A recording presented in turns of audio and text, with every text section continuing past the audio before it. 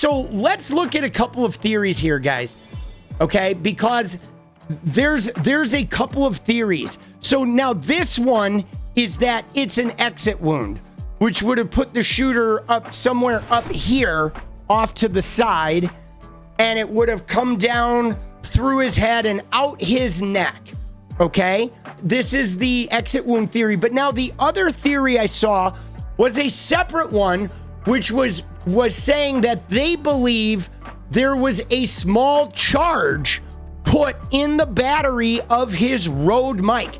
Now, those of you who have seen the mic here that was attached to his shirt. So Charlie did two things. He had a mic that went through the PA to the crowd. Okay, but then he also had a Rode mic, like a lavalier mic, that was the recording they used for making the content. So they were recording a clean version of his audio to be used later in the mix when they're making videos. Now, the theory that I saw was that he believed there was a battery, yes, similar to the pager incident in the Middle East. There was this idea that there was an incendiary thing in the battery that would blow up, and then they fired a gunshot at the same time to like make it like a shooting. But the implication was that the clip had gotten shot through his neck, causing the rippling of his neck, and that the clip exited through that hole. Okay, it was like the clip exiting, which was, I don't know. I mean, it seemed a little far-fetched because the rippling, though, guys, I talked about this the other day about how the rippling of the neck is not necessarily because something went through the neck. The rippling is something that happens from shock waves, that like a bullet piercing him or a bullet exit wound could cause the rippling in the neck. You don't necessarily need a bullet to travel through the neck to see the rippling of the neck. Now, believe me, guys, when I say Charlie Kirk being killed, Donald Trump and tpusa benefit a lot more from Charlie Kirk dying than anybody else does. Okay, I think the Trump administration, the Heritage Foundation, benefits a lot more from Charlie Kirk being dead. And then, like, look at what has happened, dude. Look at what has happened since Charlie Kirk has died, with literally just the whole fucking religious revival. And like, oh, we need God more than ever. The left-wing radicals, like Epstein who, like a lot of things have either gone by the wayside. Well, no, I know. Yeah, I don't think there's a religious revival going on either, but it is the appearance of one.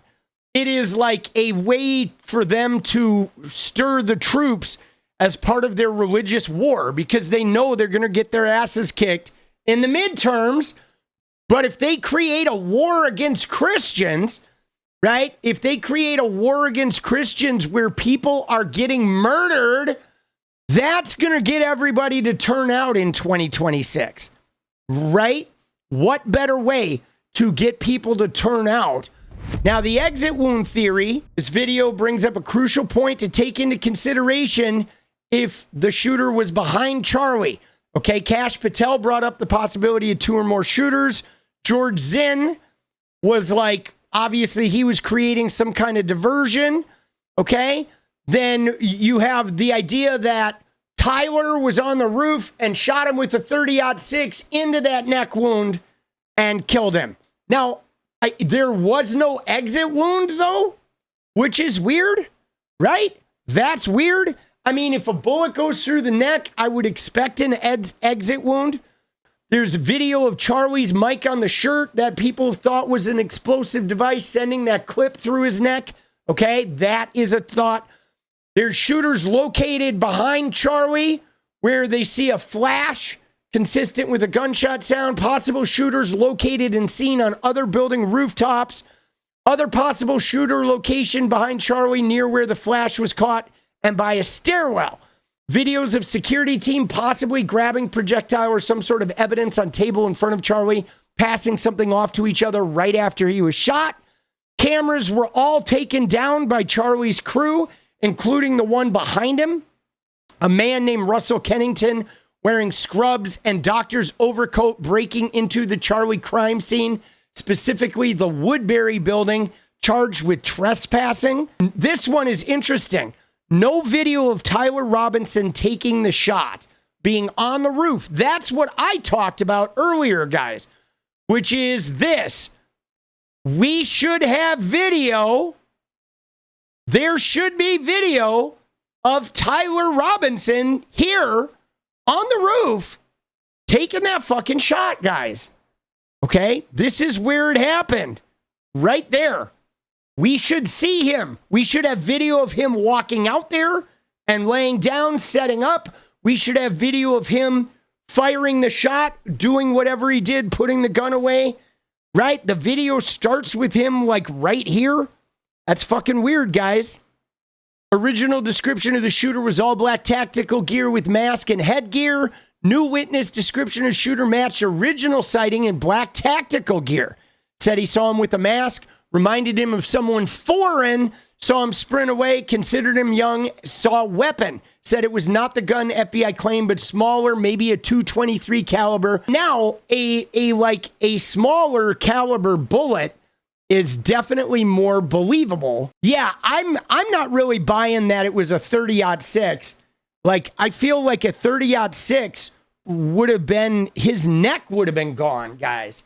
Right? Like a 30-06 would have just blown out that whole neck. Ballistics show a human neck would not stop a 30-06. Also backed by multiple real-world snipers and hunters, a 30-06 will shatter elk bone at 500 yards.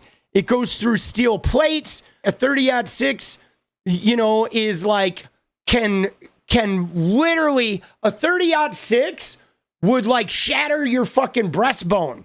You know what I'm saying? I mean, it's not going to make a pinhole necessarily.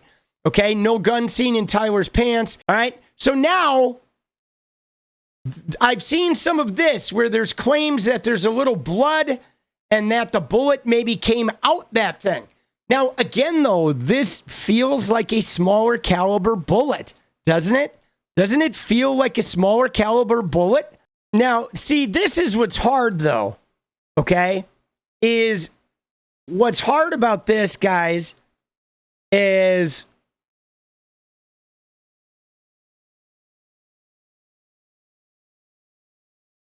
like, if you look at this from this side, there's clearly no bullet entering his body over here. Okay? You know what I'm saying? Like, this is what's hard about this. There's no bullet entering here. Like, even if it was a small caliber bullet, if something hit him back here, like this video is suggesting, you would see it in this video, right? I mean, you see his earpiece fly out of his ear. But here's what else is hard, though, guys. What else is hard about this is all of these videos are like somewhat unreliable. I mean, because they're grainy, they're like low res. We don't know how many of these are being doctored with AI, with this, that, or the other. There is some shit that goes on here with his fucking, right, with his shirt, okay? Now, they're suggesting that a bullet hit the chain and ricocheted, but like, dude, I don't know about, like, a bullet's not going to hit a necklace and fucking bounce off a necklace. Now, there are some rumors that this is like, it's trying to say that that's a bullet. But, dude, if a bullet hit his shirt, the shirt would have been ripped, okay? There is no possibility that a bullet hit that shirt because bullets rip shirts, okay? They do. And yes, the thing that is crazy is when you get shot, there's shock waves, Okay? There are shock waves from a projectile. This is interesting. Okay? This guy jumps forward.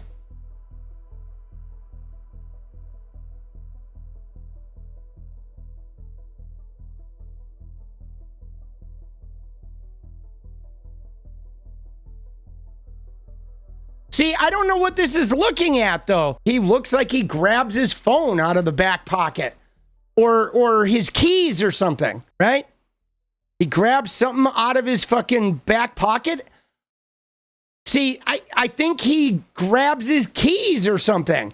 I thought he grabbed something out of his pocket, like he realized Charlie was down and he was getting his keys and maybe going to fucking start the car. Yeah, if he's running to get the car started, that is totally believable. See, he didn't grab anything. He's grabbing like keys or something out of his back pocket.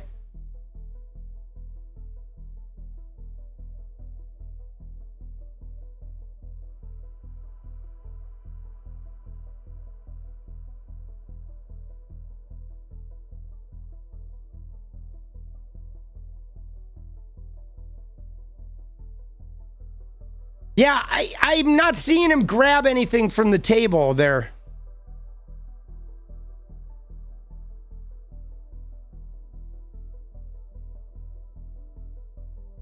Yeah, I see. I'm reading that very different because it didn't look like anything was handed off. It looked like he was grabbing keys or something. It looked like he was pulling something out of his back pocket. And he's running to go get that car started because they realized they got to get Charlie to the hospital like ASAP, you know, because it all happened so fast, right? All this slow motion shit is nonsensical, right? I mean, look at this guy. He's not grabbing anything off the table. He jumps off. He reaches in. He grabs his keys.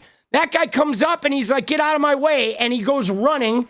I think he's going and running to fucking start the car, dude. This person here, dude, this person is adding a lot of shit, bro. Right?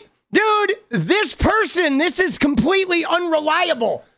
It's like some guy at full speed grabs something out of his pocket and he's like, no. He grabbed something off the table while sliding across the table. He put it in his back pocket. Then he hands it off to somebody else. He's definitely fomenting some bullshit.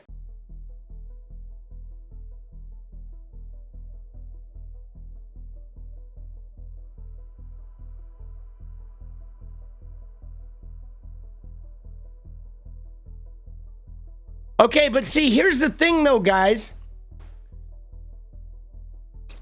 Is this a trustable video? Because look at this, okay? Look at this account, guys. Look at this account. Like, this account is saying it's a Mossad hit, but like, dude, does this account, like, who is this? You know what I mean? Like, because I've not been able to find video from this angle. In all my searching, I looked for the many different angles of video footage of Charlie Kirk, and this is like a brand new angle that I've never seen that has a guy right there just pushing a button, you know, and this guy saying it was an inside Mossad hit, you know, which is like, I don't know, dude. Right? You know what I mean? I don't even know if this is an accurate video because I don't find a lot of the video on X to be reliable. If there's video on Twitter that you're not finding on YouTube, that makes it super suspect because most of the shit on Twitter is fake AI generated shit coming from foreign bot accounts. And the thing about this is how unreliable this is. Like, for example, if there's a guy from Mossad that is going to detonate and kill Charlie Kirk from some hand detonated device, he's not going to be in the front fucking row. Like, why would he do that? He could be literally sitting in a building, you know, like right above him in the glass fucking thing. He wouldn't be standing out in the open with cameras pointing at him from every direction, clicking a button right out in the open. He'd have his hand in his goddamn pocket. You think Mossad would be this sloppy? Like, come on, bro. These guys pulled off those pager killings, and they are like hardcore, like seasoned assassins. They're not going to click a button, not even in their pocket. Like, you would literally do it like this. Boom. You know what I'm saying? Like, come on, bro.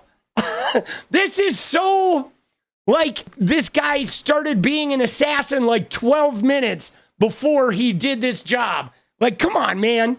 It's not believable at all, dude. Dude. And there's like one video of it that this 𝗙𝗍𝗪𝗓 has that nowhere else on the internet can I find this video. It's like, dude, this is bullshit, bro. And look at this. How many fingers does this person have over here? Like, what is that hand, bro? That hand's got like 4 fingers on each end? Dude, this is like the most AI, like, look at this hand, bro. There's like, what is her arm doing? I'm not buying that video. You know, where's the source of this clip? And they keep having this picture, right? The guy in like military fatigues or whatever, like clicking the button right out in the open. I'm going to stand right in front of the mark and push a button, right? I mean, it's you expect the guy to come out and pull out an antenna and like look around and just push the red button and he dies. Dude, I mean, I guess I'm not buying that shit, bro. I'm not really buying that. That it just feels a little too fucking set up, bro. Yeah, no, the theory about the clip is that there was an explosive device in his Rode microphone battery that exploded and sent a piece of some type of shrapnel through him. This is John Bray's theory. We're going to look at that in a minute. This one is really interesting, guys. They're suggesting that there was a tiny weaponized projectile inside the battery of his Rode mic and that it sent something fired from inside that mic through him and ricocheted out his neck.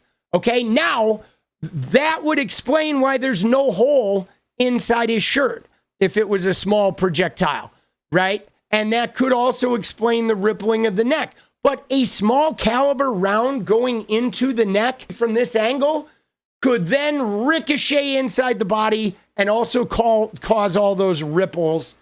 So, I mean, there's a lot of possibility here, okay? There's a lot of different ways to conspiracy theory this thing. But this earpiece definitely did fly out of his ear. But let's look at the John Bray one. I thought this was interesting, though, right here. This guy said, based solely on the analysis of the 2 angles of the events on September 10th, I have come to the conclusion that this is the object that struck Charlie Kirk in the neck. Okay? And it is the DJI Mic 2 is a wireless microphone with a rectangular magnetic clasp. This device has a 300 milliamp battery that weighs 8 grams. Okay, on that day, Charlie had the microphone mounted with the bulk of the device under his shirt. Notice the magnetic clasp on it and the angle with which it rests.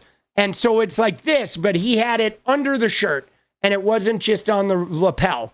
Okay, it was like under the shirt itself. Now, he says this is the battery. Okay, it's an 8-gram battery that's unique in that it's very easy to swap.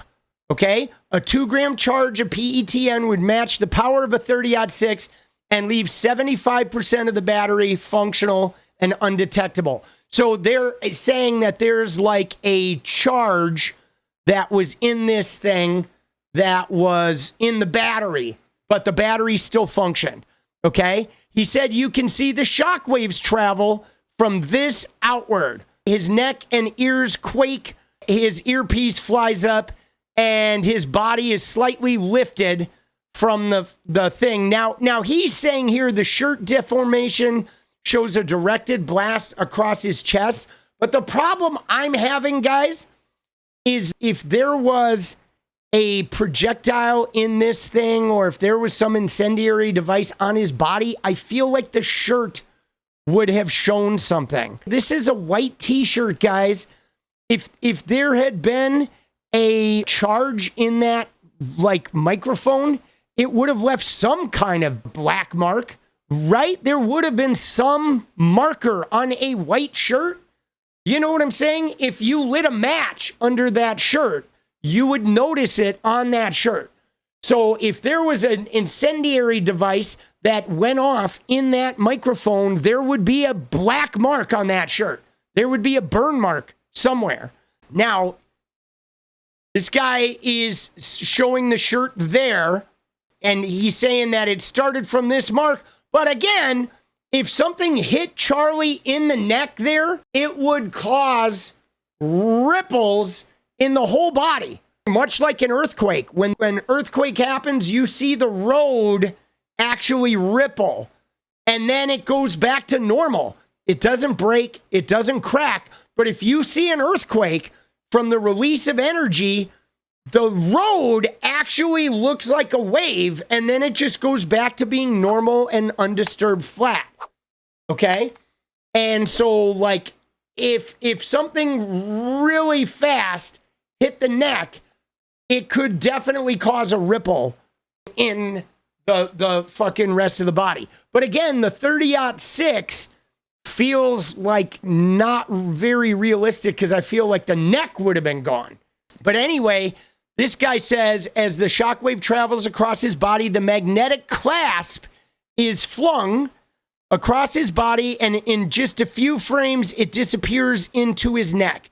So what he's saying is, he's saying the clasp hit him in the neck from that battery. Because this right here, he said, for all the things shown on multiple camera angles, there's no blood splatter. And guys, from a high impact velocity shot, there's a blood splatter, okay, that happens. You know, if a bullet goes into your body, blood projects, both from an exit, if there's an exit, but even from an interior, it projects.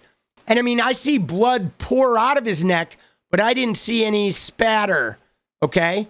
So this guy is implying that this clip flew off and hit him in the neck. But the thing that's really driving me crazy, guys, is that I'm not seeing this footage that they keep using in these, you know, Mossad hit like things. I'm not seeing this footage anywhere.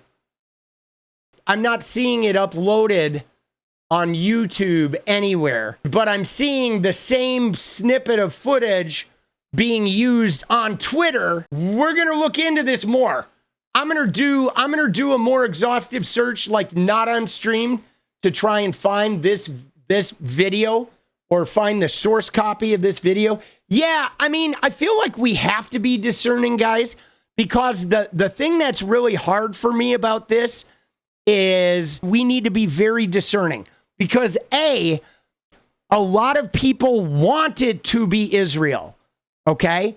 They want it to be Israel. There's a large group of people that want it to be Mossad, so they're like reaching for anything they can to create a theory of Mossad. Two, they all seem to be gathering around one bit of video that shows a very obvious detonation, but I can't find this video sourced anywhere, and nobody is providing a link to the source of this video. And then there's like that guy jumping over the table. They're doing a lot of slow motion, making it seem like this handoff happens. But when you watch it at full speed, you realize no handoff happened there. They're like, with slow motion, they're trying to make it seem like a lot more has happened in the space of like, where there's not time for all of that to happen. So all of that added together makes me very skeptical of this, because if it was Mossad, I feel like you would never know it was Mossad. You know what I'm saying? Like, they certainly wouldn't have one of their guys stand in the front row right in front of fucking cameras pushing a button, because they're not that fucking stupid. Like, oh yeah, you're trying to say this is a high-level professional hit, but the behavior they're doing is like a first grader's, right? Right? You know what I mean? You know? I mean, it's not like 𝗙ście Patel writing on the bullets in his fucking ballpoint pen, bro. What is up, guys? Thank you so much for watching. You like the video, you want to support independent resistance media, you know what to do. Drop that sub, hit the like button, and please share it. And we do love our members, so if you want to become a member, it's another really great way to support. Thanks again for everything, guys. I'll see you next time. Let's go.